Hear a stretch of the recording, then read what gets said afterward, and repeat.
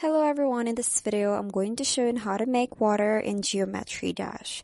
So let's start with the first step, which is open the decoration menu and find water related objects like wave, shapes, droplets, and blue gradient color pieces. Next step is place blue gradient blocks to create the body of water. So you can layer different shades of depth, darker at the bottom and lighter at the top. Next step is set up the pose trigger to create a subtle color animation that mimics water movement and light reflection.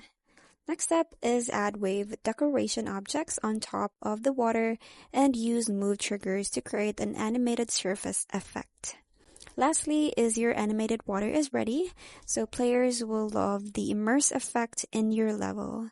So you can also add bubbles and fish decorations for extra detail. So that's pretty much it. I hope you find this video helpful. Thank you for watching and I'll see you in my next one.